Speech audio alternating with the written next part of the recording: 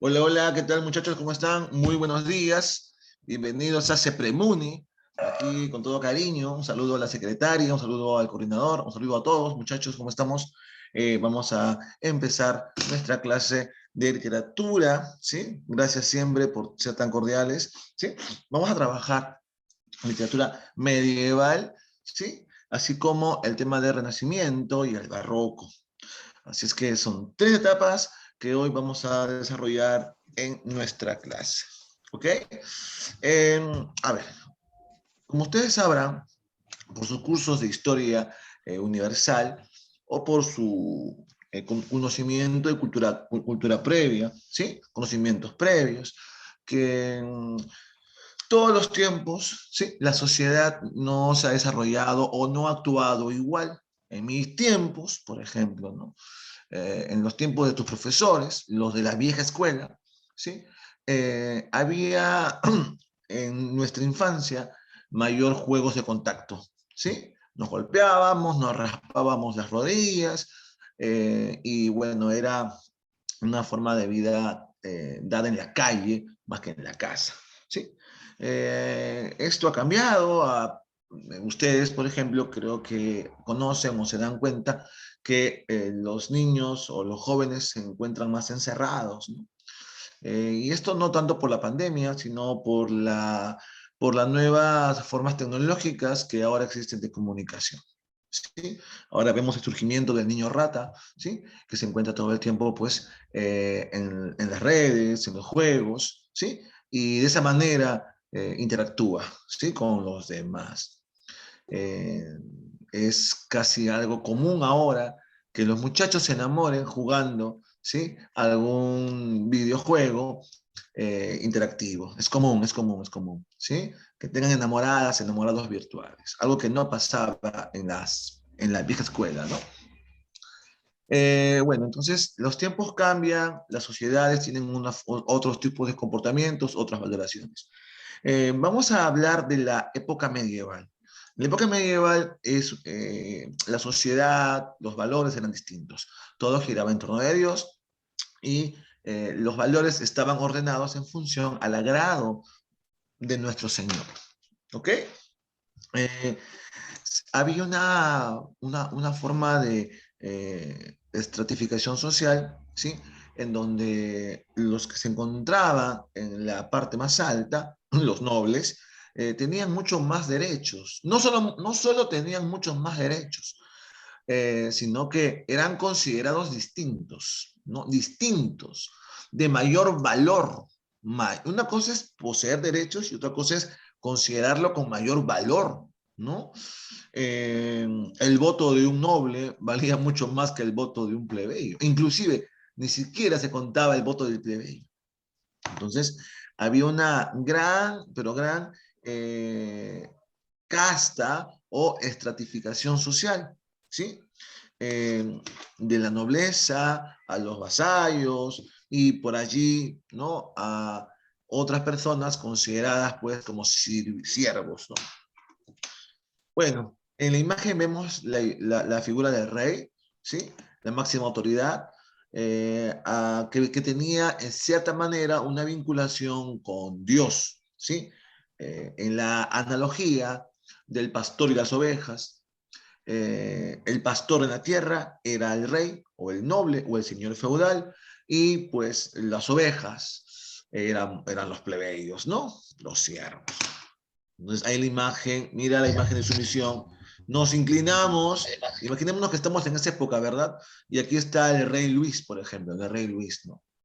Y acá abajo, pues, subordinados, ¿no? Ante los pies de su señor, los siervos, ¿ok? Entonces esa imagen es muy importante que nos deja, que nos da la primera idea de cómo era una época medieval. En la época medieval, entonces podemos decir que es teocéntrica, gira en torno de Dios, ¿sí? De la palabra revelada de Dios en la Biblia. Se observaba la figura del rey, ¿sí? Del rey justiciero, del rey defensor, ¿ok? Igualmente aparece la figura de caballero, quien viene a ser aquel que posee todas las virtudes y defiende a su rey y al Dios verdadero. Hablé de Dios verdadero, porque en esta época del mundo medieval, ¿sí? Va a surgir un conflicto entre dos grandes instituciones religiosas, la religión cristiana y la religión islámica, ¿sí? Vamos a encontrar dos fuertes religiones muy acaloradas, fanáticas, ¿sí? Y pues que va a dar inicio a una guerra santa, ¿no? Una guerra santa. En la imagen superior vemos la figura del rey, ahí está, por ejemplo, nuestro rey San Luis, ¿sí? Y alrededor del rey están pues los artistas que se van a encargar de alegrar pues el Palacio Real. Aquí la figura de dos elementos importantes en el mundo medieval que vienen a ser el juglar y el trovador, ¿sí? Así que si tú fueras un artista en la época medieval, serías un trovador o serías un juglar, ¿ok? Avancemos. Época medieval no es una corriente específica, es una etapa más bien muy larga, casi 1000 años, en la cual es una etapa femenino, en la cual van a surgir una serie de obras que van a poseer un carácter común. El carácter común va a ser centrarse en la figura de Dios, ¿no? Es el centro de todo. También observamos de qué manera se detalla o se describe cómo es el sistema político feudal, ¿no? Ustedes tienen que más o menos entender que este sistema estaba basado en el concepto de subordinación, ¿no? En la idea de yo soy el que está subordinado como el siervo, ¿no? Como el siervo, tengo que cumplir lo que mi señor me haya ordenado, porque su voluntad es ley para mí, ¿entienden? Y por el otro lado, yo soy el señor, ¿sí? El señor, el que ostenta el poder, ¿no? Y yo merezco, ¿sí? Un respeto por parte de mis siervos, ¿sí? Vamos, bésenme la mano. Bésenme la mano, aquí está mi mano, les tiro para ustedes, muchachos. Soy el Señor, ¿sí? Y pues merezco el respeto, ¿sí? Entonces, esa idea feudal, pues es la que va a estar figurando en toda esta época, ¿sí? Que dura 1000 años, ¿ah? Obvio, en los 1000 años no fue igual tampoco, ¿no? Van a haber momentos de transformación y de ciertos cambios que vamos a explicar conforme vayamos desarrollando la clase. Esta literatura o esta etapa, ¿sí? Va a tener estos periodos, míralos ahí, ya con tu profe de HU vas a detallarlo mucho mejor, solamente humildemente, aquí tu servidor solo te va a mostrar que hay 3 etapas, ¿sí? Y que cada una en literatura fue distinta. La primera era anónima religiosa y se usaba el latín para la expresión literaria. En la segunda etapa, llamada medioevo, es donde surge este conflicto de quién es el Dios verdadero, ¿no? ¿Qué profeta es el verdadero? ¿Sí? Mahoma o Jesucristo, ¿no? Entonces hay una disputa ahí y pues con efervescencia se vive la guerra por recuperar las tierras santas, las cruzadas, ¿sí? La invasión de los árabes en la península ibérica, o sea, todo el rollo bélico por el Dios verdadero. Es en ese momento en el que surgen los llamados cantares de gesta. En el medioevo, cantares de gesta. ¿Qué es un cantar de gesta? Es una canción heroica, es una canción sobre una acción grandiosa realizada por los caballeros medievales luchando en el lado cristiano por defender a la religión verdadera en contra de los árabes, ¿sí?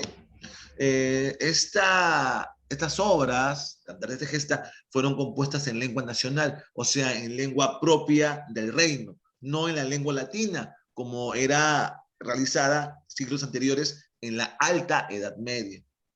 Luego del medioevo, las guerras, muere, ¿sí? Luego de las guerras viene la Baja Edad Media, que viene a ser ya un momento en el cual el hombre empieza a, poquito a poquito a poquito, a preocuparse por sí mismo y poco a poco también alejar a Dios, ¿sí?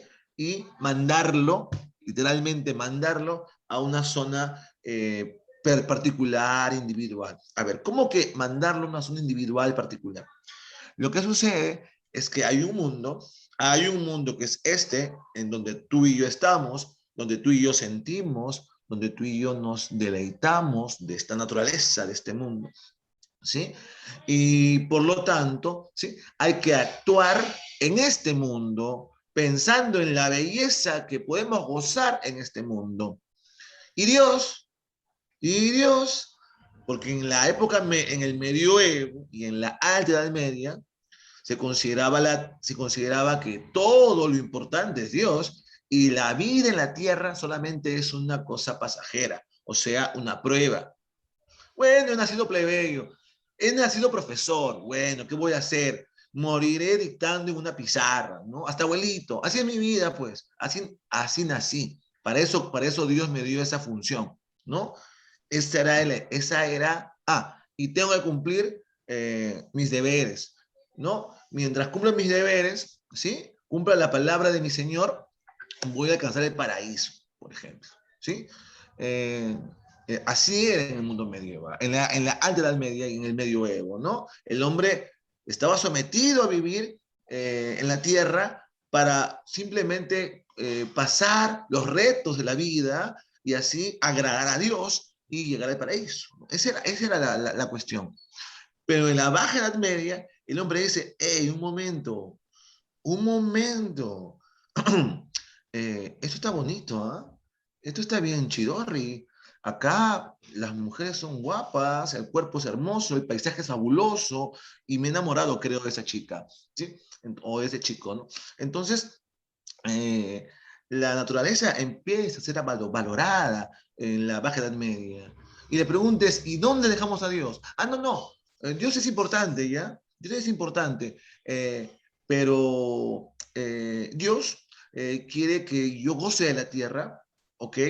Y a Dios, obviamente, voy a responderle en el lado privado, ¿no? En mi casa, rezando o obrando bien, voy a responder a Dios. Pero eso no va a decir que yo deje de deleitarme con el mundo, ¿sí? Entonces, en la Baja Edad Media empieza el hombre a centrarse en el mundo, en gozar del mundo, pero no deja todavía a Dios, lo tiene como un consejero, lo tiene como alguien que está a su lado para ayudarlo a progresar, ¿sí? En cierta manera, este es el pensamiento protestante, ¿sí? En cierta manera, es el pensamiento protestante, ¿sí? Pero eso, bueno, ya no lo voy a comentar, te corresponde a tu profesor de historia de HU y yo soy un metiche si sigo hablando de estos temas. Avanzo. Un toque. En esta Baja Edad Media, entonces, vemos ya una preocupación por el hombre, ello se llama pre-renacimiento. Lo escribo muchacho, para que lo tengas ahí, lo escribo, ¿ya? Ese es el pre-renacimiento, ¿sí? Se empieza a hablar del hombre. Renacimiento es hombre, ¿ya? Así entiéndelo. El pre-renacimiento es poquito a poquito, acercarse a hablar del hombre, ¿ok? Pero todavía no abandono a Dios, ¿ah? Se escribe en lengua culta, es humanista porque es renacentista, ¿sí? Y con mucha más intensidad escribo en lenguas romances, o sea, en lenguas nacionales. O también en otra palabra, una lengua romance es aquella lengua que proviene de la lengua romana o la lengua latina. Es decir, se va a escribir en castellano, en florentino, en portugués, ¿no? Y así sucesivamente. Voy a avanzar. Eh, Aquí está nuevamente lo mismo, las tres etapas, ¿sí? y lo que en cada etapa medieval se producía. ¿Ok? Nosotros en San Marcos nos vamos a centrar en la Divina Comedia. ¿Y dónde crees que está? Vamos a hacer un concurso. A ver, todos están aquí invitados, hasta el propio coordinador si quiere participar. Todos, a todos. ¿En qué etapa de estas tres crees tú, así estoy jugando, crees tú que está la Divina Comedia? A ver, vamos, ¿dónde crees que está la Divina Comedia? Esta historia, recuerda, el viaje al inframundo, de Dante, al infierno, ¿sí? Ajá, ahí tengo dos alternativas, no voy a decir su nombre, no se preocupen muchachos, aquí estamos siempre para resguardar el secreto, ¿ok? El secreto. A ver, primero, decimos que no es medioevo, porque no está hablando de guerras, no hay conflictos, no es un cantar de gesta, no es medioevo, jaja, no es medioevo, no lo es, no lo es. Nos quedan dos alternativas, Alta Edad Media, la más antigua, y la Baja Edad Media, ¿sí? Entonces, esto es, muy bien, todos latinaron todos, la Baja Edad Media, la Baja Edad Media. A ver, quizás alguno dijo, profesor, yo ya sé, me contaron en el colegio sobre el dulce estilo nuevo, ¿no? Estos poetas que estaban enamorados de las mujeres y las consideraban sus musas. Y el autor de la Divina Comedia, Dante Alighieri, fue un dolcestilnovista, ¿sí? Que estaba preocupado, pues, estaba enamorado de Beatriz y escribió él la Divina Comedia. Ok, ya. Por ahí quizás alguno latino, ¿sí? Otro latino porque, por ejemplo, como dice Italia, y Dante Alighieri, autor de la Divina Comedia italiano, allá, por ahí va la cosa. Puede ser, ¿sí? Muy bien, chicos, muy bien, muy bien. Es la Baja Edad Media. Pero, ¿por qué? Sin saber esto, ¿ah? Sin saber esto, tampoco sin saber esto. ¿Por qué es la Baja Edad Media?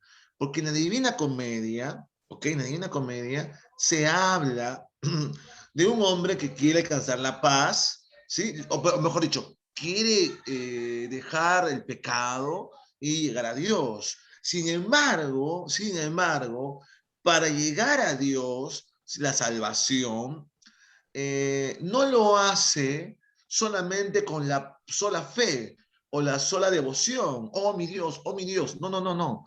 Hay algo más, te cuento. Dante Alighieri, para poder alcanzar la salvación, ¿sí? Utiliza a varios amigos, la salvación, a varios amigos. Uno de ellos se llama Virgilio. Y la otra muchacha importante se llama Beatriz. Son los personajes que ayudan a Dante a llegar a la salvación, ¿sí? A ver a Dios. Virgilio es el asunto de la clase. Virgilio. Virgilio, por ejemplo, chicos, ¿sí? Recordando también a los que han llevado un buen colegio o un supremunio anterior. El buen Virgilio es un hombre que representa la razón. Es un sabio antiguo. Y cuando nosotros hablamos de un sabio antiguo o estamos valorando a un sabio antiguo, estamos siendo humanistas. ¿Ok? Humanista significa aquella persona que valora la sabiduría humana. Toda la literatura o toda la época medieval, esta época casi toda, consideraba como la sabiduría total a Dios. La sabiduría de Dios es un océano y la sabiduría del hombre es una gota. Entonces, ¿de qué me sirve la gota? Decía el hombre medieval del medioevo, ¿no? O de la alta edad media. No, o no, hay que olvidarnos de esa gota humana que no tiene importancia y hay que más bien apreciar, maravillarnos con la gracia y la sabiduría de Dios. Sí, esa era la idea, ¿no? Sin embargo, en la Baja Edad Media, los autores dijeron, oigan, pero esa gotita me gusta, pero esa gotita es real, ¿ah? Es real. Y puedo juntar varias gotitas, ¿sí? Puedo juntar varias gotitas. En cambio, la sabiduría de Dios, pues es muy grande, tan grande que ni siquiera puedo conocerla. Entonces, ¿de qué me vale que es tan grande, que no puedo conocerla? ¿Sí? Mejor me concentro en esas gotitas, ¿sí? Que al menos puedo conocerlas, ¿no? Y entonces el hombre de Baja Edad Media empieza a valorar empieza a valorar a la sabiduría de los antiguos hombres. Por eso es humanista, por valorar la sabiduría humana. Por eso es que ustedes, algunos de ustedes van a postular a humanidades. ¿Qué cosa es humanidades en sus carreras? ¿Acaso son carreras que hablan del hombre? A ver, ponte a pensar, ¿sí? Porque muchos chicos les engañan pues en las academias, ¿no? Humanismo, la filosofía del Renacimiento. Y eso siempre dicen. Y yo digo, pero profe, una pregunta, profesor. Usted le quiere postular a la academia CEPREMUNI para dictar las clases de literatura, para reemplazarme. Pregunta, profesor, ¿qué es el humanismo? Es la filosofía del Renacimiento. Desaprobado. No, no es eso. Humanismo es valoración de la cultura, o mejor dicho, valoración de la sabiduría humana, ¿sí? Que estaba dada por la cultura antigua. Los hombres de Grecia y de Roma eran hombres sabios, ¿ok? Y entonces, en la Baja Edad Media lo que hace es revalorarlos, porque habían sido olvidados, ¿entendés? Entonces, ahí está el tema, chicos, ¿ah? Haz tu pregunta siempre a cualquiera, ¿ya? Profesor, ¿qué es el humanismo? A ver qué te responde. Bueno, entonces, eso es el humanismo. Entonces, por eso la obra, la Divina Comedia, ¿sí?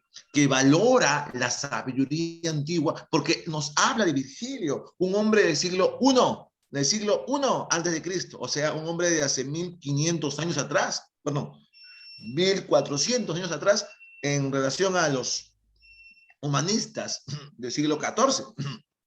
Entonces, ahí va la idea, ¿ok?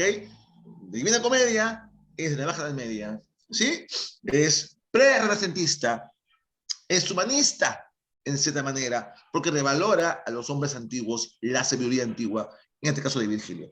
Avanzo porque el tiempo me va a ganar y tengo que avanzar. Vamos, hablemos de esta etapa, hablemos del medioevo primero, medioevo, o sea, esta etapa, esta, la segunda, ¿sí? No nos importa mucho, recuerda, a San Marcos le importa más la última, la Baja Edad Media, así que voy a avanzar eso rápido. El medioevo, ¿sí? Va a poseer dos artistas importantes, el juglar y el trovador. El juglar era un poeta épico, repito, poeta épico, o sea, narra historias. Y fin, acá está.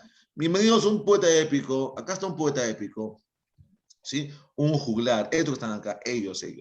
Luego de dar su música muy interesante, empezaban a narrar historias, ¿sí? De pronto uno dejaba su tambor y decía, o su tarola, y decía, pues, ¿no? El que en buena hora nació, nuestro caballero Luis, por ejemplo, junto con su sirviente Percival, por ejemplo, ¿no? Empezaba a cantar, ¿no? Y decía que en tal reino los moros venían con sus espadas grandes a atacar a Castilla, por ejemplo, ¿no? Y así empezaban a cantar. Ellos eran poetas épicos, ¿ok? Por el contrario, ellos son poetas épicos, ellos son narradores. Por el contrario, los trovadores son poetas del género lírico. Ellos le cantan al amor, perdón, ahí no estoy corazón. Sorry. Le cantan al amor, ¿sí? El amor y la felicidad. Ahí está, ellos le cantan al amor. Son poetas líricos, ¿me están entendiendo? Espero que me estén entendiendo, chicos, ojalá. Entonces, poetas líricos y poetas épicos. Los narradores y los recitadores de poemas de amor, ¿sí? A ver, acá lo escribo mejor, lo escribo. Ellos son del género épico. Esto preguntaron alguna vez, no sé cuándo, pero lo preguntaron. Creo que fue en la no fue en la admisión. A ver, género épico. Y acá estos trovadores, el género lírico. El género lírico, ¿ok? Muy bien. Los autores, los cantares de gesta son del género épico, ¿sí? El género épico. Aquí está un cantar de gesta, el símbolo de la espada. Claro, caballeros. Las hazañas de los grandes héroes medievales y los caballeros, ¿sí? que representaban todas las virtudes del mundo medieval.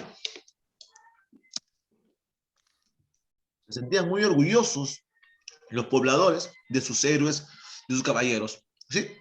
Puesto que estas obras, en cierta forma, exacerbaban el nacionalismo, el amor al reino, ¿sí? Por parte del pueblo, ¿sí?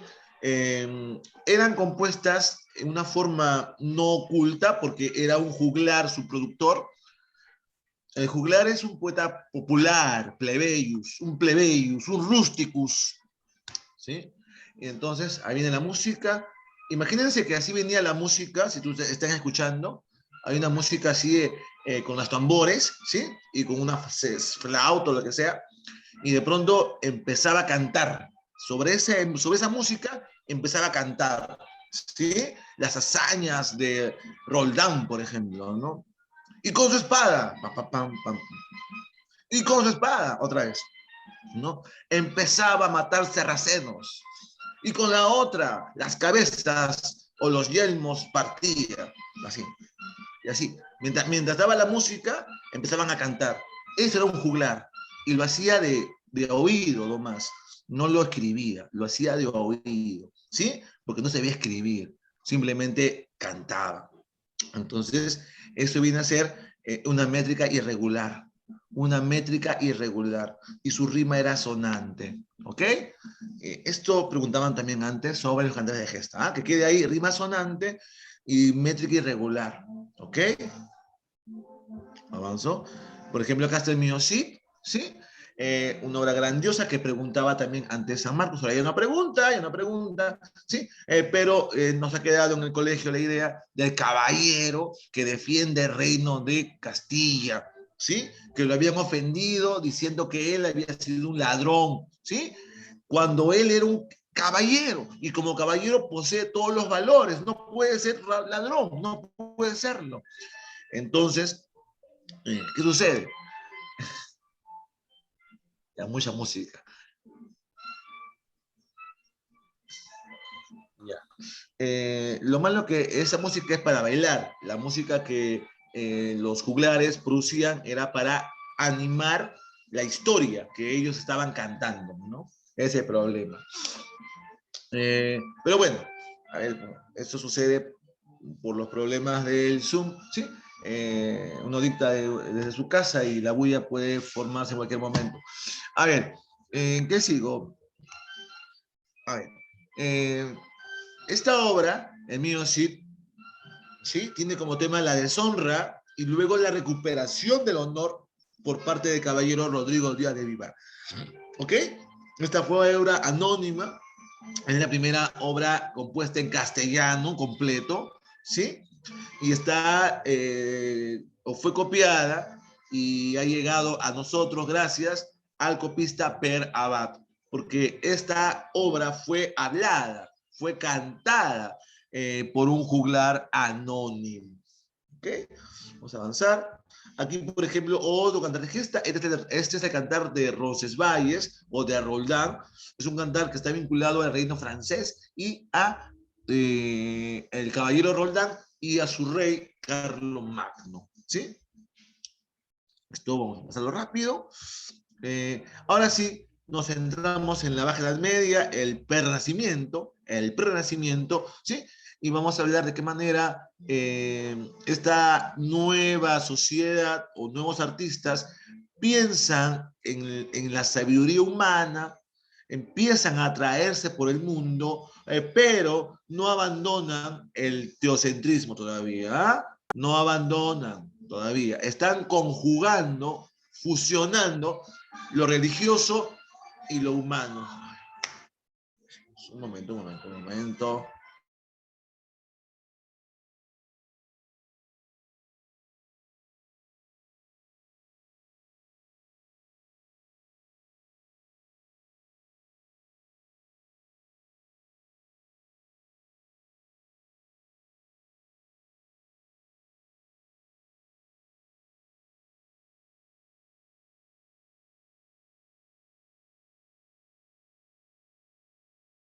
Bueno, continuando chicos, porque el tema nos va a exigir bastante, ¿ah?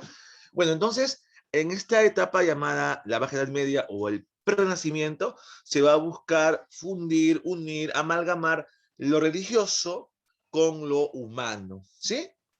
Aparece el dulce estilo nuevo, que viene a ser una poesía, un tipo de arte que valora la belleza, la sensibilidad, ¿ok? Reflexiona sobre el amor. Este dulce estilo nuevo fue, o sea, se logró concretar, se logró crear gracias a la influencia de una poesía trovadoresca muy romántica, denominada del amor cortés. La poesía trovadoresca del amor cortés va a influenciar mucho al surgimiento de este dulce estilo nuevo, ¿ok? Un estilo preocupado por el amor, preocupado por la belleza, ¿sí?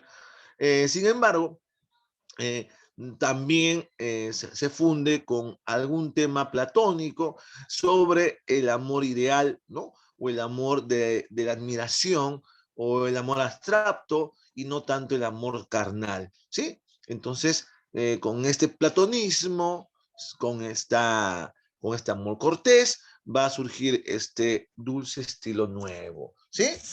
Continuemos, continuemos. Aparece en este dulce estilo nuevo la característica o el personaje llamado la Dona Angelicata, o también llamada la Dama Ángel, ¿sí?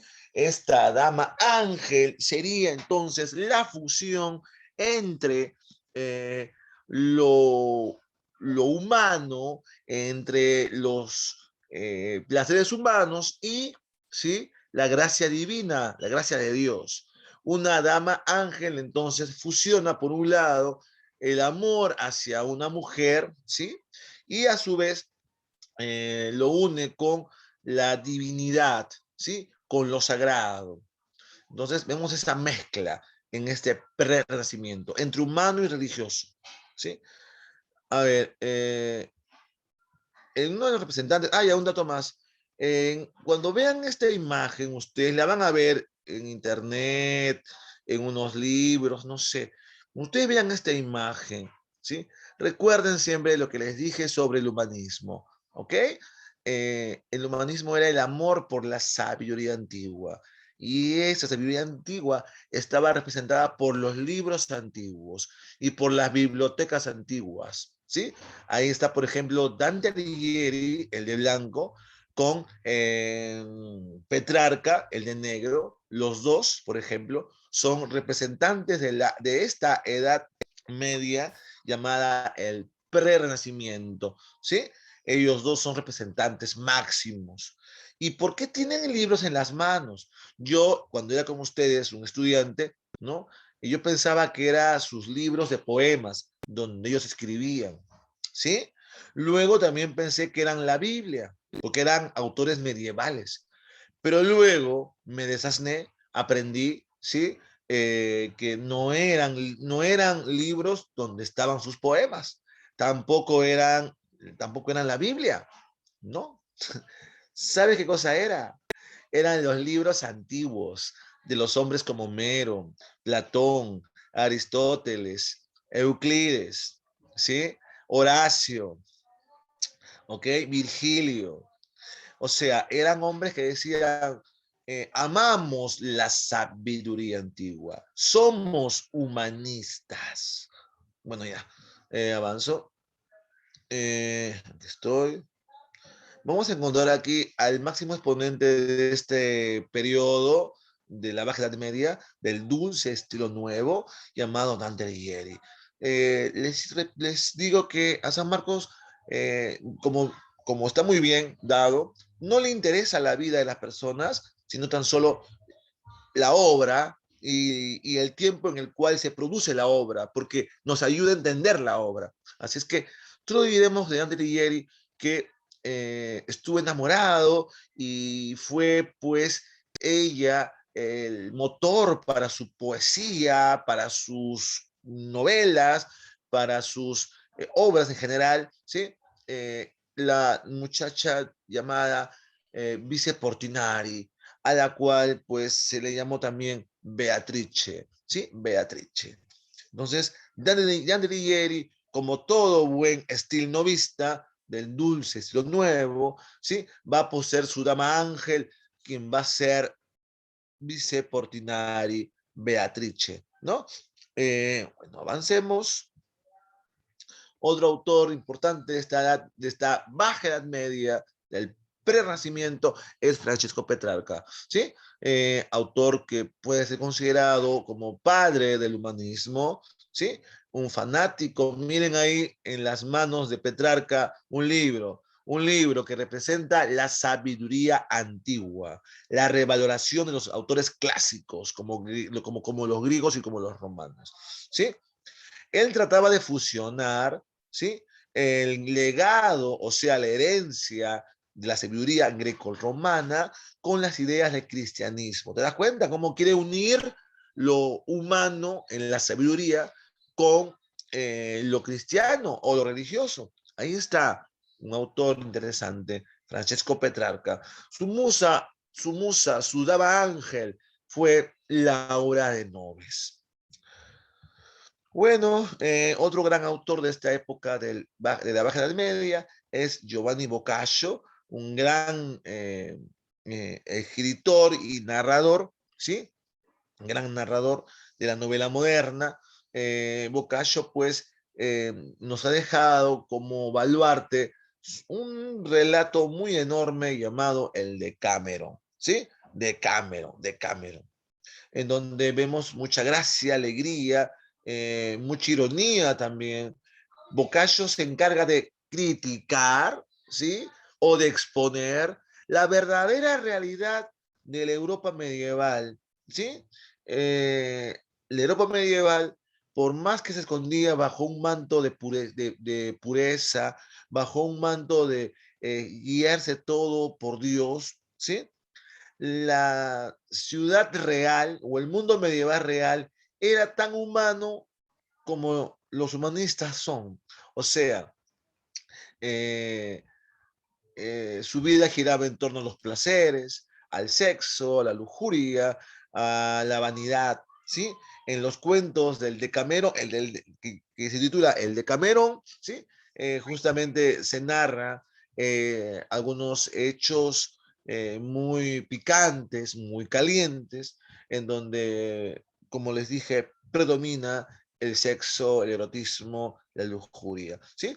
Entonces ahí vemos en la parte inferior a lo que supuestamente representa el Decamerón.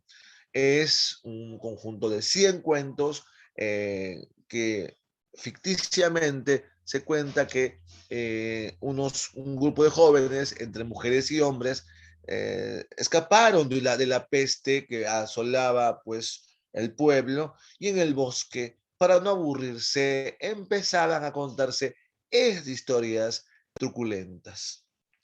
Bueno, ese es el de Camerón con Giovanni Boccaccio. En la parte superior vemos a Petrarca. Petrarca fue un amante, un obseso, o sea, obsesivo, por Laura. Escribió toda su vida para ella. ¿Imaginas tú que un muchacho, hija, te tenga un amor que nunca deje de sentirlo, que todo el tiempo te escriba cartas y poemas de amor, ¿sí? Obviamente a ti no te gusta ese chico, pero ¿te gustaría que haya alguien que esté escribiéndote y dedicándote amor tanto como lo hizo Petrarca? ¿Sí? A ver, lo meditas, ¿ok? Lo meditas, porque Petrarca toda su vida escribió a Laura. Obviamente ella murió antes que él, murió muy joven, inclusive Laura, pero Petrarca, a pesar de que ella había muerto y que Petrarca estaba casado, obviamente, con otra mujer, tenía hijos, seguía escribiendo por ella, ¿sí? Eh, esa obra se llamó El Cancionero de Petrarca. A ver, avancemos. Vamos ahora a ir a la obra más importante de esta clase, que es la Divina Comedia, ¿sí? Lo importante en esta obra es que significa el resumen completo de todo, de toda la época medieval. ¿sí? Porque busca, por un lado, hablarnos la salvación del hombre del pecado. El hombre tiene que salvarse del pecado, está enlodado en el pecado, está perdido en una selva oscura. Los hombres medievales, digo medievales en general, todos, ¿sí? Vivían en un mundo de símbolos. A ver, ¿qué te explico? Como el hombre medieval estaba vinculado a cumplir los deberes de Dios, las obligaciones de Dios para ir al paraíso, ¿sí?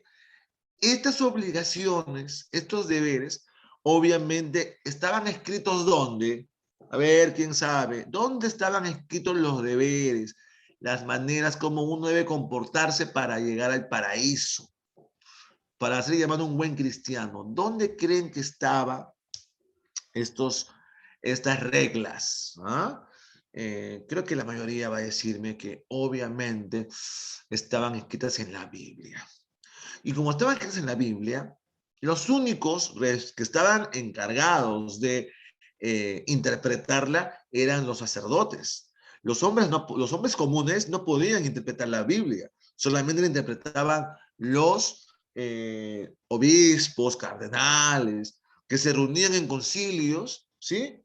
Y dictaminaban cómo debe de interpretarse tal o cual palabra de la Biblia.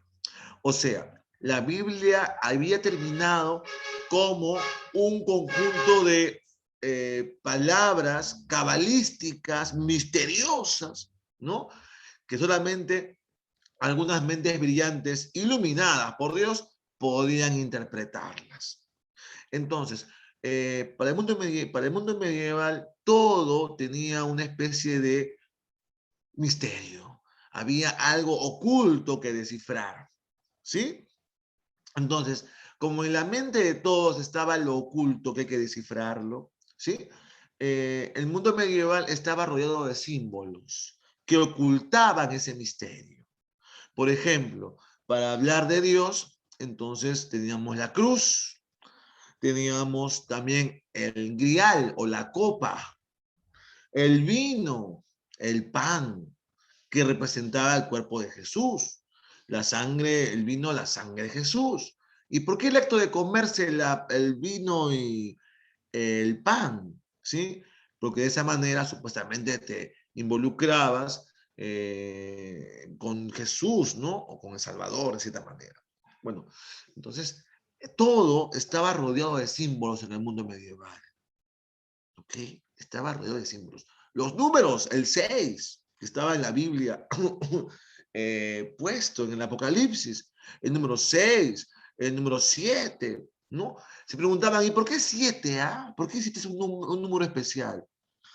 7 días son los que se demoró, pues, 6 en verdad, pero Dios creó el mundo en esos días, ¿no? Y de caso séptimo. Entonces, todo lo que estaba en la Biblia era un puñado de secretos, de misterios, ¿verdad? Por lo tanto, todo, todo en el mundo medieval tenían supersticiones, creencias, en que todo es un misterio y hay que revelarlo, o se revela a través de ciertos símbolos. Entonces, en esta obra, por ejemplo, vamos a encontrar una numerosa cantidad de los símbolos que en aquella época se suponían representaban un misterio que ayudaba a entender el mundo divino.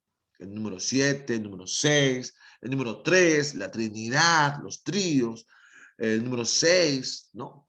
Esta obra, por ejemplo, va a utilizar toda esa superstición, no tengo la palabra ahorita en la boca, se me fue, toda esa supersticiones, todos esos símbolos, ¿sí? Que había en el mundo medieval. Eso es uno. Segundo punto. Segundo punto. Con esta obra va a buscarse conjugar, como te dije en un comienzo, lo humanista, el amor por la sabiduría del hombre, con lo religioso. Y esta obra va a juntar a Virgilio, que representa el mundo antiguo, la sabiduría humana, humana nada más, y lo junta con lo religioso que lo representa Beatriz. Beatriz es un ángel. Por lo tanto, representa lo religioso, que va a ayudar a Dante, el pecador, a poder alcanzar la salvación. Esta obra es un poema épico, ¿ok? Es un poema épico, la especie épica, porque es una narración. Poema épico, ¿por qué? Porque hay una gran hazaña. ¿De quién? De Dante. ¿Cuál es su hazaña? Atravesar el inframundo, pues, el infierno, el purgatorio, para luego llegar al paraíso. Y luego de esa gran hazaña, poder ver a Dios. ¿Es o no una gran hazaña? Sí lo es. Y además es una reflexión religiosa.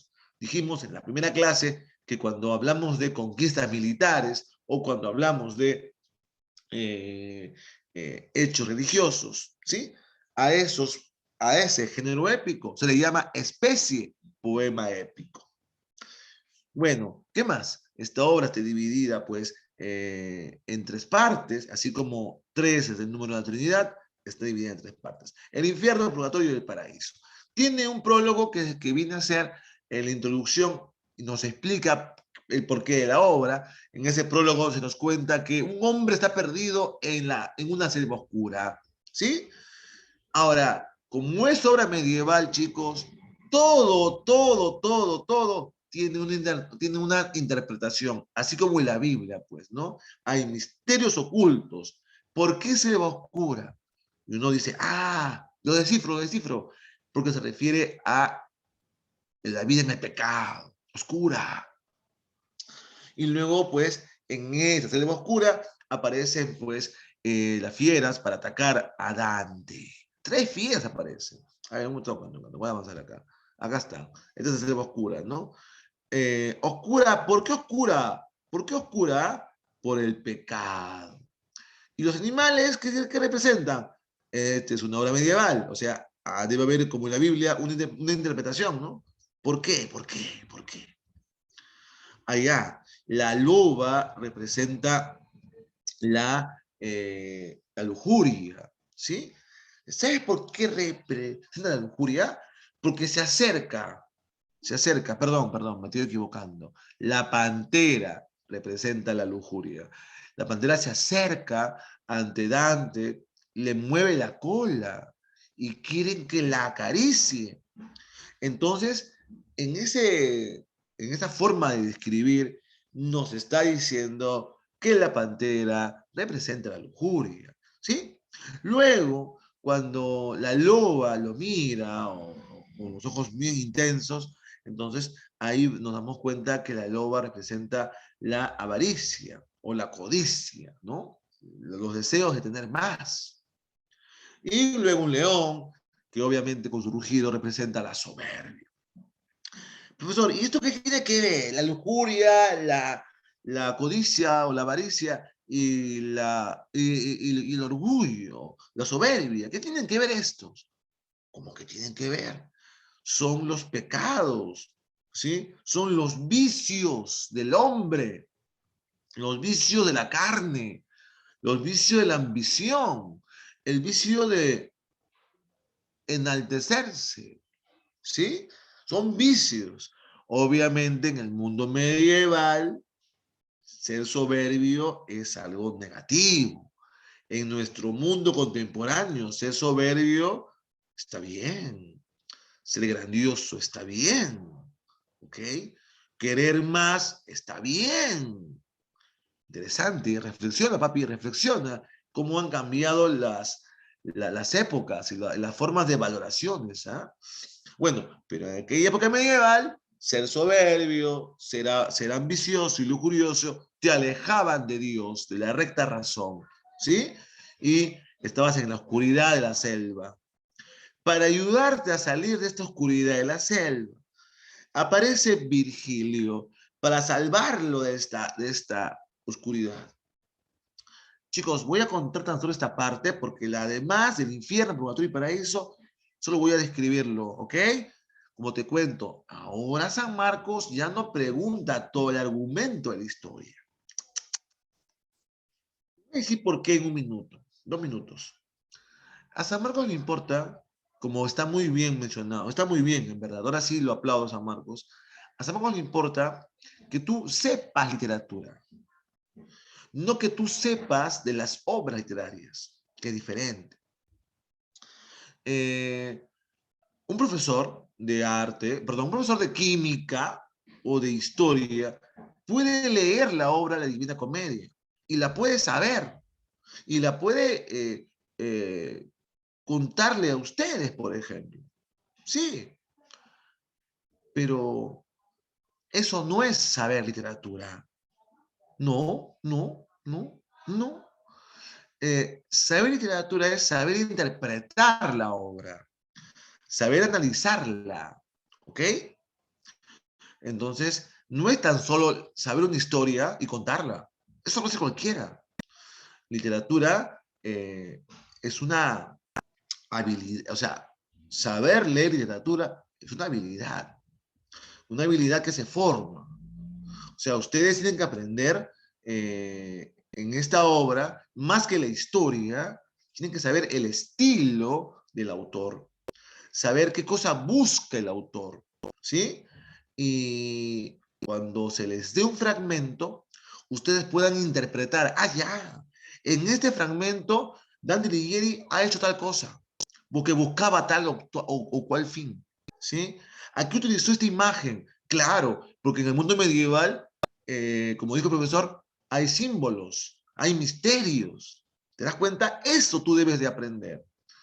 Eh, bueno, continuamos. Entonces, voy a darte las pistas más importantes que hay en esta obra y luego ya es deber tuyo encontrar en los fragmentos lo que estoy explicando, ¿sí?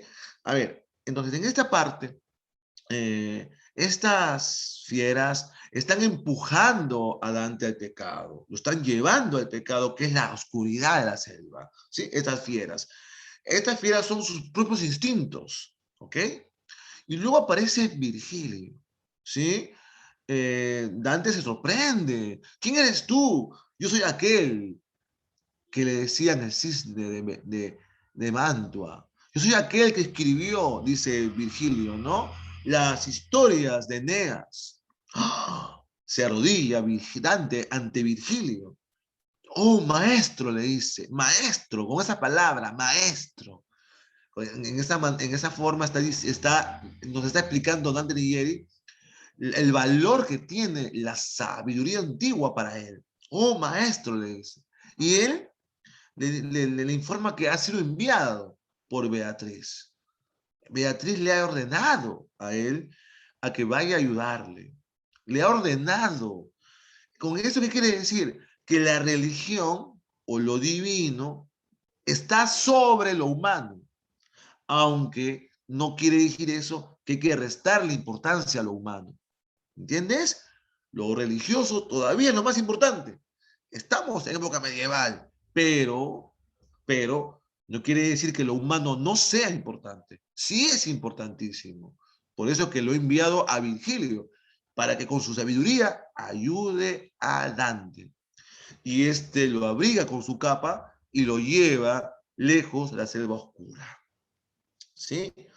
Entonces, miremos cómo el uso de símbolos, de misterios, el uso de la idea reiterativa de que Dios es lo más importante, lo religioso, ¿no?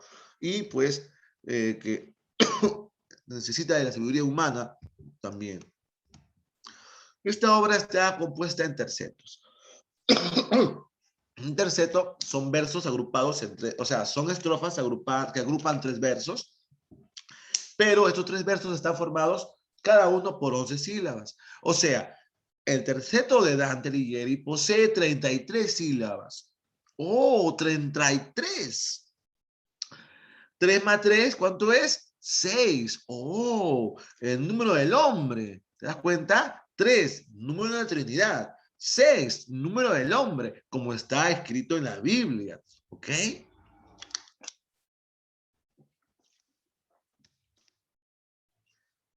¿Cuántos cantos tiene la obra? Tiene 100 cantos, chicos. 33 en el infierno, 33 en el purgatorio, 33 en el paraíso. ¡Ah! ¡Ah! Miren a Dante, ¿no? Con los números 3, 3, 3, 3, 3, 3. ¿Sí? Bueno, entonces son 100 cantos sumándole uno que es el prólogo.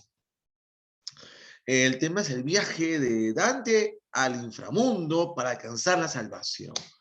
Hay uso de alegorías que son los símbolos, Virgilio, la razón humana, Dante, el pecador, Beatriz, la fe o la gracia. Esto creo que ya es muy conocido. Avanzamos más rápido, más rápido.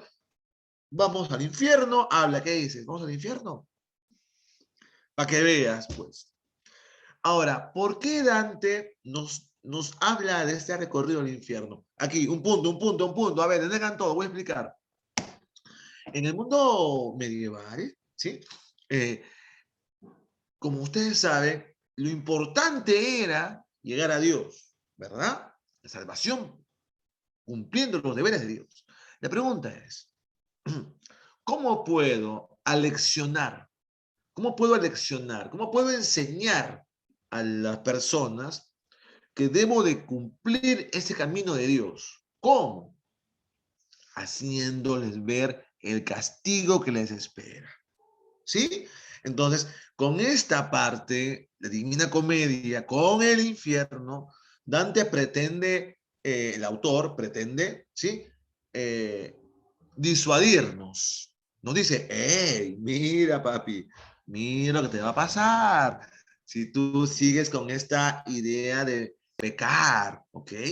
Entonces, bienvenidos al infierno, chicos. Vamos al infierno un rato. Vamos. ¿Quieres quemarte un rato? No, porque no te vas a quemar. Aquí hay más bien hielo. Hay hielo. Hielo que quema. Sí. Me rectifico. Hielo que quema. Vemos todo un recorrido, ¿sí? Hay varios círculos, son 9. Es un cono invertido que se encuentra debajo de Jerusalén, donde fue victimado Jesús. Está el infierno, ¿sí? Es un cono invertido que va hasta el centro de la tierra, ¿sí? Van a haber numerosos seres monstruosos como Caronte, que es un barquero quien ayuda a pasar, ¿no? De la tierra de los vivos a la tierra de los muertos, perdón, en especial al infierno, a los pecadores, ¿sí? Entonces ahí está Caronte, ¿ok? Pasando el río Aqueronte. Y así van a haber numerosos pecados. El primer círculo, ¿sí? Está dado por el lugar donde están los no bautizados. Ellos están en el infierno por no ser bautizados simplemente. ¿Ah? Son almas caritativas, son almas buenas, pero están allí porque no han recibido el bautismo. ¿Ok? Lamentablemente, todos los hombres antiguos que no han conocido a Jesús, que no han sido bautizados por eso, ¿sí? Lamentablemente, aunque hayan sido buenos, se encuentran en el limbo o el círculo número 1, el círculo de los no bautizados, ¿sí? Luego, en el segundo círculo ya comienzan los castigos a los pecadores, ¿sí? Aparecer en el segundo círculo el castigo a los lujuriosos. ¿Por qué los lujuriosos? A ver, ¿por qué la lujuria es el primer castigo, el primer círculo? Se supone que mientras va ahondándose, mientras va sumergiéndose más, ¿sí? Va a haber peores castigos, porque hay peores pecados. El pecado más común, es el pecado de la carne. Así es que no seas cara dura, no seas cara dura. Usted, sí, no seas cara dura. El pecado de la carne es el más común. ¿Sí? El deseo sexual, la lujuria es el más común. No seas cara dura, ¿ya? Tú sabes muy bien. Entonces, ese pecado va a ser castigado en el segundo círculo. Luego viene el tercer círculo, en donde viene el pecado de la gula. También, ¿no? ¿Te gusta meterte en la boca la comida, esa salchipapa? ¿Sí? Bueno, la gula, los placeres del comer. Y así van a seguir descendiendo. El pecado más grave para la Divina Comedia es el pecado de la traición. Es el pecado más grave. Perdón. Ahí, voy avanzando. Numerosos círculos, castigos, descripciones terroríficas, ¿ok? Hombres enterrados boca abajo, o mejor dicho, boca abajo, sí, o de cabeza hacia arriba, ¿no? Totalmente, pues, castigados, transformados en árboles o en plantas, donde crecen raíces y vienen de pronto algunas fieras a picarlas, ¿sí? Es un castigo tremendo, ¿ok? Hay numerosos círculos, no te asustes, yo sé que en tu colegio pre, te contaban todos círculos, al igual que yo lo hacía, ¿no? Cada círculo contaba, cada demonio, se encontraba a tal personaje en cada círculo, ¿no? Ya no, ya no, no es importante eso. Lo importante no es la memoria, es el valor y el tema de la obra, ¿ya? Ya cambiamos de tema, de época, chicos, ¿sí? Bienvenidos al mundo, a las preguntas de ECO, que evalúan tu capacidad y no tu memoria, ¿ok? Tu habilidad en el curso. A ver, ¿qué más? Vamos a bajar y bajando y bajando. Y llegamos a esto, ¿ah? En el último círculo, el noveno, en el que está profundo, en el centro de la Tierra, está el gran Lucy. Hola, Lucy. Saludemos a Lucy, pero tres veces, a tres veces. Hola, hola, hola. ¿Por qué hola, hola, hola? Porque tiene tres caras, ¿ok? Cada cara representa una pasión, una frustración del hombre, en este caso del demonio, ¿sí? En cada una de las caras vemos que está masticando a un traidor, ¿sí? Se castiga a Judas, el gran traidor de de la humanidad, obviamente, ¿sí? Así también se castiga a Casio y a Bruto, que son dos hombres que planificaron la muerte del gran César.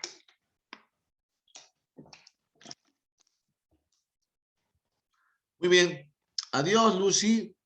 Vamos a ir ahora al mundo, al siguiente nivel.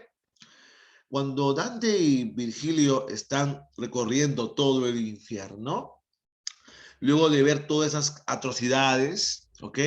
Llegan al purgatorio, perdón, no, llegan al ombligo del demonio, de Lucifer, y es allí donde son aspirados por una fuerza, ¿sí? Y van a surgir en el lado opuesto de la Tierra. Aquí un detalle, muchachos. Un detalle. ¿Tú crees que los hombres antiguos, los intelectuales del siglo XIV, del siglo XIII, X, XVI, ¿tú crees que los intelectuales eran como los de en este tiempo? En este tiempo, por ejemplo, el literato solo sabe literatura, nada más, nada más. Tengo un amigo que escribe cuentos infantiles, ay, bacán, ¿eh? Y sale bien, aplauso. Nos hemos peleado por redes sociales porque él es pro aborto y yo soy pro vida. Ya nos hemos peleado, ¿ya? Pero igual, lo aplaudo, buen escritor de cuentos infantiles y pro aborto, ¿ya? Cuentos infantiles. ¿Saben qué? Cuando yo le pregunto sobre, oye, ¿qué tal la teoría de la relatividad? ¿Qué tal? ¿Qué opinas de la teoría de las cuerdas? Le pregunto, ¿no? O sobre las matemáticas. ¿Ya has resuelto el problema de Fibonacci? Le pregunto. ¿No? Y él dice, ¿what? ¿Qué es eso? No conozco. Yo soy literato, me dice. Ah, ok, ok. Eso no pasaba en el mundo antiguo. En la época antigua, mejor dicho, o hace siglos. No pasaba eso. ¿Tú crees que antes solo sabía literatura? ¿Solo sabía escribir cuentitos o historias así como esta? No, no, no, no, no, no. El hombre sabía filosofía. El hombre sabía sobre asuntos de astronomía, sobre asuntos de la ciencia. Así que, por favor, ¿sí? Eran hombres sabios de verdad, no como ahora, que solamente se dedican a una cosa y piensan que ya son intelectuales.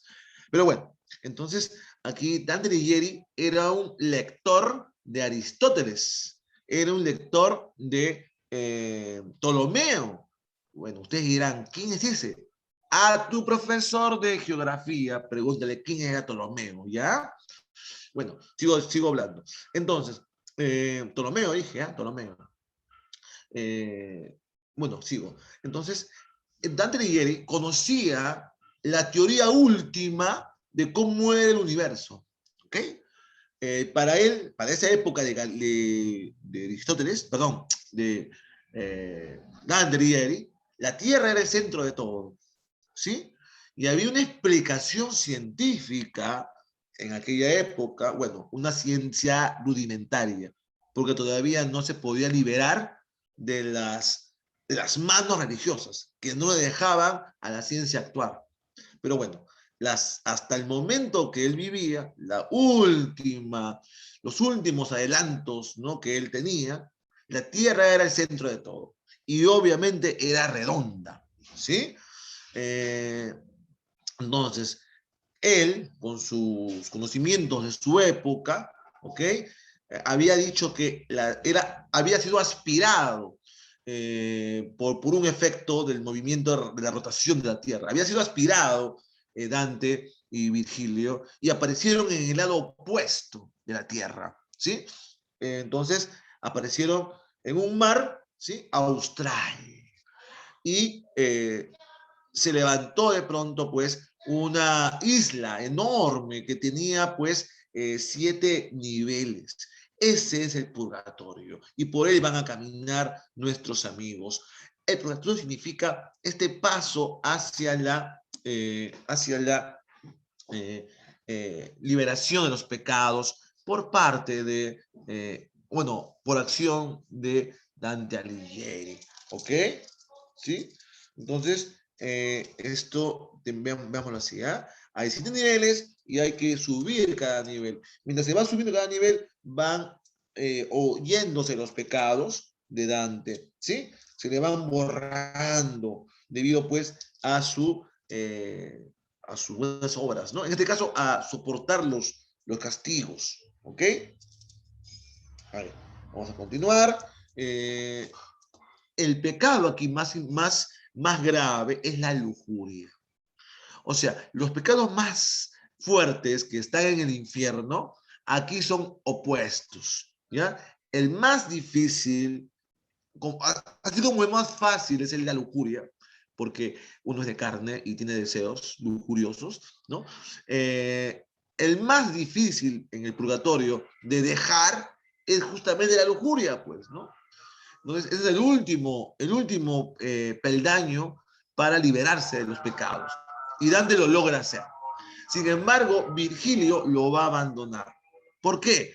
Porque en la parte cumbre de este purgatorio se encuentra el paraíso terrenal, ¿sí? De donde estuvieron Adán y Eva, nuestros primeros padres. Entonces, Virgilio, como es un pecador por no haber conocido a Dios, porque no fue bautizado, porque nació antes de la llegada de Jesucristo, entonces él no puede pisar suelo santo. Y entonces se despide de Dante. Ese fragmento, esa parte puede venir en tu examen, ¿ah? Se despide de Dante Virgilio. Adiós, hijo, tengo que irme. No, maestro, no me dejes solo, le dice él. No, maestro, no me dejes solo. Hijo, lo siento. Ya ingresaste a San Marcos y es mi deber decirte adiós. Profesor, sin usted no sé qué hacer. No voy a entender nada. Lo siento. Adiós. Y así se queda Virgilio, se queda Dante sin su Virgilio. Se va Virgilio. Bueno, luego van a aparecer otros personajes, pero el personaje más importante va a ser Beatriz, quien va a bajar del cielo. Llegó el ángel. Mira, aquí está el universo de Ptolomeo, ¿sí? El universo teocéntrico, perdón, geocéntrico, todo gira en torno a la Tierra, ¿ok? Y todo funciona según las leyes que Aristóteles había dado en su libro La Física, ¿sí? Bueno, ahí está la Tierra, ahí está cómo fue aspirado por esa fuerza o movimiento, ¿sí? Hacia la parte opuesta del Jerusalén, donde está la montaña llamada Purgatorio, y en la cúpula de la montaña, el paraíso terrenal, es donde pues Dante ha sido dejado por Beatriz, perdón, por Virgilio, y va a aparecer Beatriz y lo va a llevar por cada cielo, que es un planeta, que es la estrella, el sol, y al final, luego de pasar por varios cielos, ¿ok? Varios paraísos, ¿sí? Va a llegarse al último cielo, que es el inmóvil, llamado el Empirio, en donde vive Dios. Antes, claro está, se le pide permiso a la Virgen María para que podamos ver a Dios. Y se le ve a Dios, y cuando lo ve, los pecados adelante le son perdonados o son limpiados, y pues acaba toda la historia. ¿Ok? Entonces, el proceso terrenal, hay 10 cielos, ¿ok? Beatriz lo abandona en el 9º cielo porque había osado mirarla a ella y no mirar la gloria de Dios. Beatriz se va molesta o se va simplemente y Dante, pecador, se queda solo, pero luego San Bernardo lo auxilia para que pueda ver por fin a Dios. Bueno, se acabó la Divina Comedia, ¿sí? Ustedes todavía no se vayan, esperen su momento, todavía hay mucho más que decir, ¿sí? Viene ahora, a ver chicos, mi imagen está un poco lenta, viene ahora, a ver, ¿qué hago? ¿Qué puedo hacer contigo? Ya, esto voy a hacer de una vez. A ver, luego del Renacimiento, ¿qué viene? Viene el Renacimiento, ¿ok? Luego de la Divina Comedia viene el Renacimiento. ¿Qué es Renacimiento? ¿Sí? Mira chicos, antiguamente San Marcos preguntaba la obra Romeo y Julieta, ¿verdad? Ya no lo va a hacer. Simplemente va a preguntar características. Así es que voy a dar estas características de la época moderna. Espero que vean la imagen, ¿sí? ¿La están viendo chicos? No te vayas, todavía la que se acaba a las 12. Aún falta 15 minutos. ¿Sí? Qué mal, ¿ah? Qué mal. Continuamos. Renacimiento ya es por fin poner al hombre como el centro de todo. Si en el Renacimiento el hombre o lo humano o lo humanista de lo antiguo convivía con lo religioso, en el Renacimiento vamos a decirle, ok, quedamos aquí, don más Dios.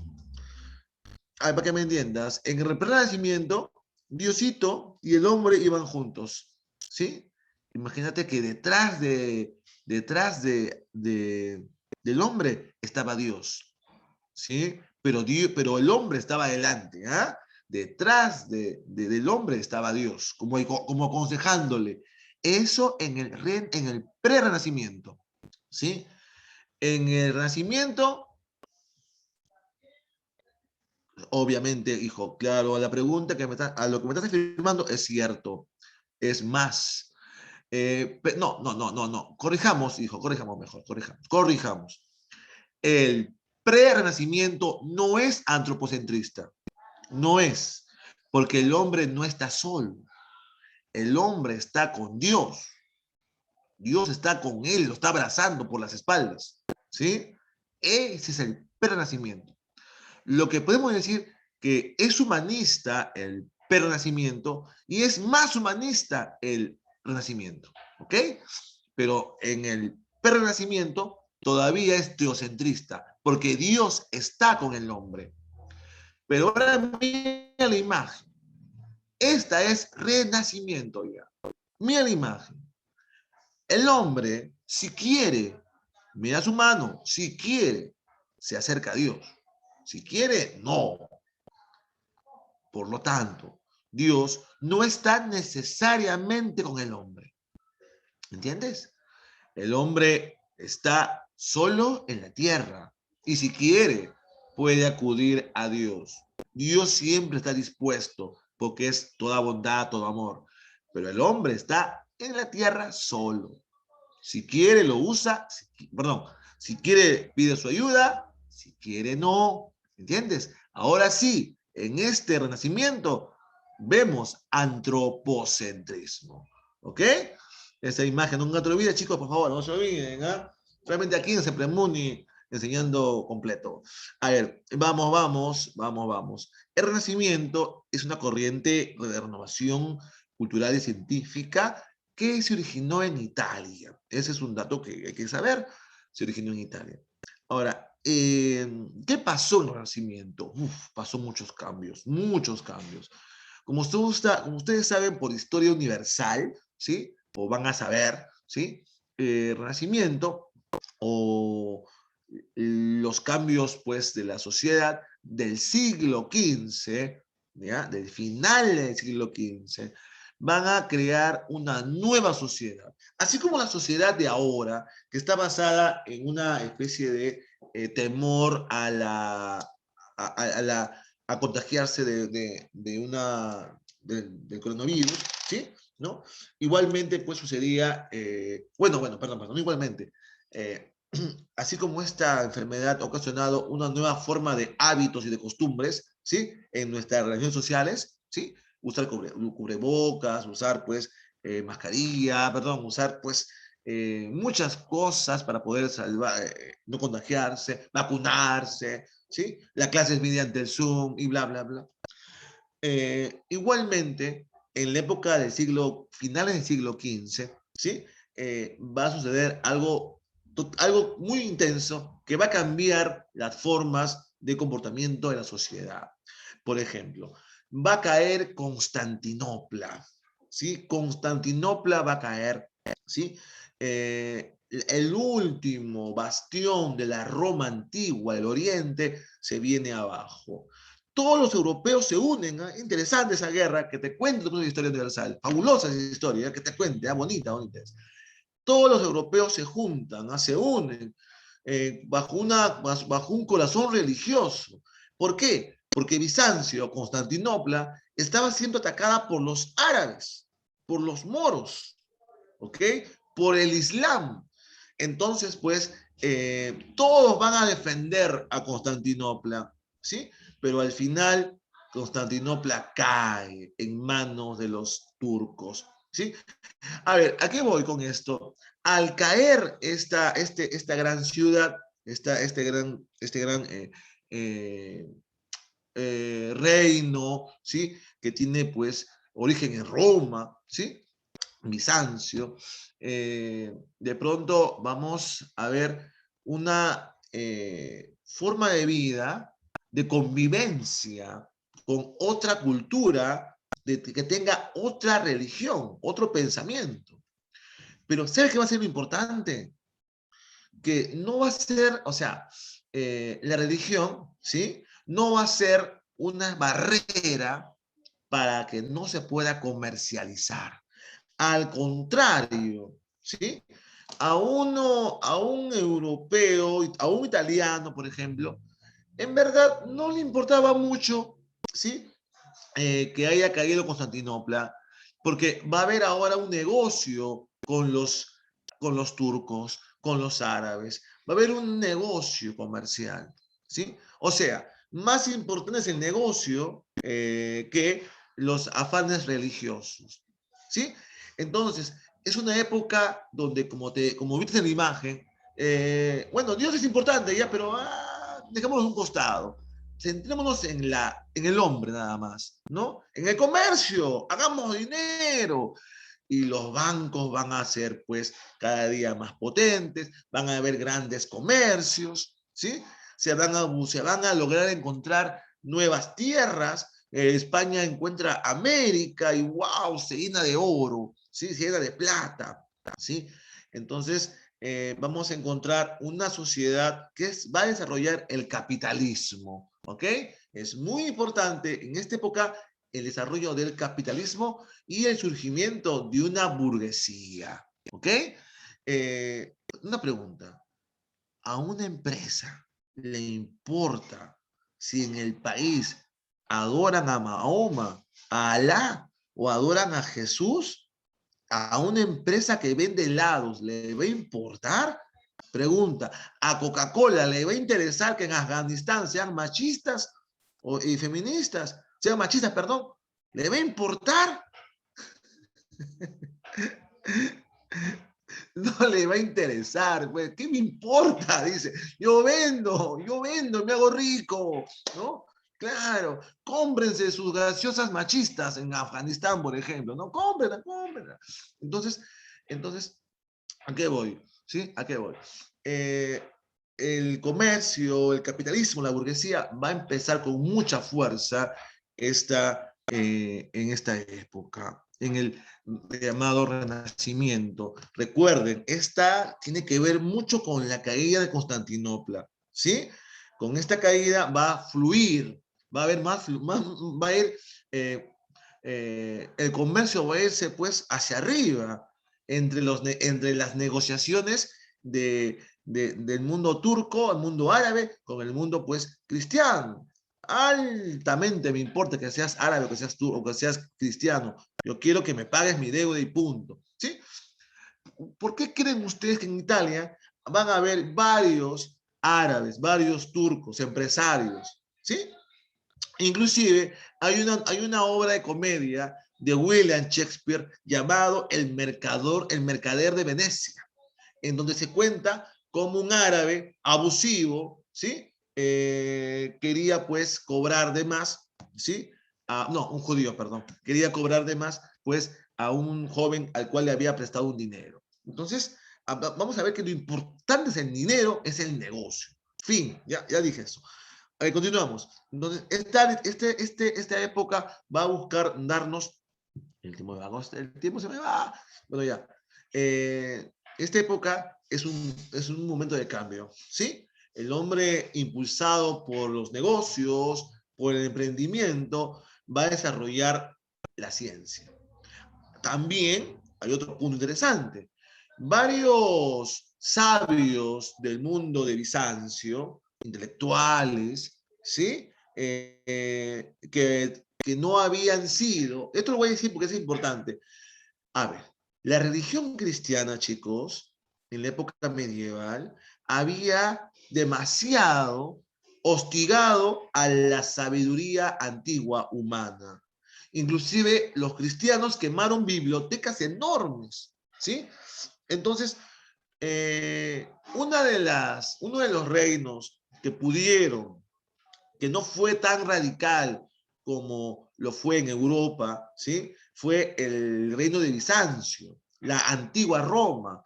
Ellos sí guardaron muchos libros, mucha información, ¿sí? Humana, ¿sí? Entonces, había muchos sabios en Bizancio, muchos sabios. Y cuando Bizancio cae, ¿ok? Esos intelectuales van a irse a Italia, van a fugarse allí, a Italia. Y en Italia, los hombres de dinero, los grandes comerciantes, van a tenerlos en sus casas, en sus palacios, los van a proteger. Una forma de hacer, de decir, oye, yo soy millonario, no era comprándose un Lamborghini, en Italia para decir, oigan, soy un millonario. ¿Saben qué hacían los burgueses? Contrataban a un pintor de Bizancio y le mandaban a pintar su rostro en un cuadro, o le mandaban a que haga una escultura en su casa, ¿sí? O si no, le pagaban para que le cuente cómo es el mundo, de las estrellas, ¿sí? Los hombres de Italia, entonces van a darle mucho dinero y sostén a esos sabios emigrados de Bizancio, ¿sí? Y de esa manera en Italia va a florecer lo que se llama el Renacimiento, ¿sí? Arte, vamos a encontrar muchas pinturas hermosísimas en Italia, esculturas de hombres y mujeres desnudas, porque es el Renacimiento, hablar del hombre, ¿sí? Y vamos a encontrar, pues, el desarrollo de la ciencia también, ¿sí? Justamente para poder hacer mejores sus comercios. Galileo Galilei, bueno, va a ser después, y otros más también, inventaron muchos artefactos para mejorar los negocios. O sea que el capitalismo, la burguesía, va a servir de mucho para el desarrollo de este pensamiento y de esta época. Muy bien, el hombre deja de ser el sujeto que tiene que complacer a Dios y va a empezar a ser un sujeto que se preocupa por sí mismo. ¿Ok? Y ya no es un ser para Dios. No, yo no soy un ser para Dios. Yo soy un ser de carne y hueso, un ser natural, ¿sí? Y debo de verme como tal y no como una herramienta de Dios. Dios está bien, tú estás ahí bien bacán contigo, todo bacán, pero quédate ahí, aquí en la tierra, déjame hacer mis cositas. En la imagen vemos los dos mundos divididos ya, pues, ¿no? El mundo de los cielos, arriba, y el mundo del hombre, aquí. Aquí mando yo, ¿ok? Esto no, tampoco vamos a ver esto. Vamos a avanzar un poquito a el autor llamado... solo hablo de él y acabo con esta clase, ¿ya? No te asustes. Voy a hablarte de William Shakespeare, ¿sí? No preguntan ya sobre él, ¿ya? Pero ¿por qué lo voy a utilizar? Y con él voy a acabar. William Shakespeare va a tener va a representar él a dos etapas. Al Renacimiento, que se preocupa por el hombre, ¿sí? Por los placeres de la humanidad, de las personas, por sus pasiones, ¿ok? Y William Shakespeare es representante de este Renacimiento. ¿Cómo así? Y acá termino ya. Porque él logra llevar a escena, en sus obras de teatro, ¿sí? Las pasiones de los hombres, ¿ok? Ahora, y esto es algo totalmente renacentista, pues, hablar de las pasiones de los hombres, ¿no? Sin embargo, hay un punto más, y acá termino. William Shakespeare va a tener dos momentos literarios. El Renacimiento y el otro es el Barroco. Y acá termino, papi. Tranquilo, tranquilo. Mira, el Renacimiento, en verdad, para decirlo más corto, Renacimiento y Barroco, los dos se centran en el hombre, ¿ok? Ya, en el hombre. Sin embargo, el Renacimiento es la época de despegue, donde el hombre por primera vez se siente dueño de sí mismo y se siente confiado, confiado. La obra Romeo y Julieta gira en torno a este tema llamado Renacimiento, ¿ok? El hombre como un ser confiado, que va a usar la razón para poder gozar de su mundo, ¿ok? En cambio, el barroco es ya la etapa del siglo XVII donde el hombre que ya está, que ya se liberó, ¿no? Y está solo en la tierra, ¿sí? El hombre se siente cansado, confundido, caótico, porque la sociedad de esa época, del 17, era una sociedad de grandes cambios, ¿sí? Que había propiciado incertidumbre en la humanidad. Por ejemplo, nosotros en este momento estamos en incertidumbre. No sabemos si la clase seguirá siendo por Zoom o será presencial. Si se premune y se convertirá acá una semana o 2 semanas o un mes en presencial. Y ustedes me ven la cara, ¿sí? Y actuamos en el salón. O si seguimos igual, no sabemos. Entonces, el barroco es una época de incertidumbre, donde las obras van a ser caóticas. Renacimiento, en cambio, es la etapa de inicio, de esperanzas, ¿no? De buena fe, ¿sí? Entonces, son dos siglos, el 16 y el 17. Renacimiento, siglo XVI. El barroco, siglo XVII. El siglo XVI, siglo de esperanzas, el hombre es libre, es hermoso, las pasiones del hombre. Interesante. Pero luego viene el barroco y dice, oigan, en verdad el mundo es complicado, es difícil, es extraño. Lo que fue blanco termina siendo negro. Ella era inocente, pero era perversa, ¿sí? Es el barroco, ¿sí? La época de confusión y de caos, inestabilidad. Termino con esto, chicos. La obra, por ejemplo, La vida es sueño, que tampoco veremos, se centra en el barroco, porque el hombre no sabe lo que es real, si lo que está viviendo es real o es un sueño. Eso es barroco. Hamlet es barroco también. Es la historia de un hombre que no sabe si su papá en verdad le ha hablado. Acá, Hamlet. ¿En verdad mi papá, el fantasma, me ha hablado? ¿Los fantasmas existen? ¿Esto es cierto? Dice Hamlet, ¿no? Acá está, ¿no? ¿Es cierto? Dice, ¿no? ¿Es cierto? Está confundido. El barroco es caos, confusión, desorden, inestabilidad, juegos en la realidad. Por ejemplo, aquí, en la obra de Hamlet. Acá termino. Hamlet es una obra de teatro, ¿verdad? Acá están actuando en el teatro. Ahí está Hamlet. Eh, que me entiendas. Acá está Hamlet, Ofelia, Laertes, el rey Claudio, la mamá Gertrudis, el Polonio, el suegro. Hamlet, para poder descubrir si lo que el fantasma le dijo de su papá es cierto, él va a crear esta obra de teatro. El fantasma le dijo, papijo, tu tío me mató, me vertió veneno en el oído. Hijo, véngame, mata a tu tío. Para que Hamlet comprobar que esto es cierto, levantó una obra de teatro en el Palacio Real, donde un hombre le vertía veneno a su hermano en el oído para quedarse con la esposa de ese hombre. Miren acá. ¿Qué pasó aquí? Este es un teatro que tú y yo estamos viendo, pero en el teatro nuestros actores están viendo otro teatro dentro, ¿sí?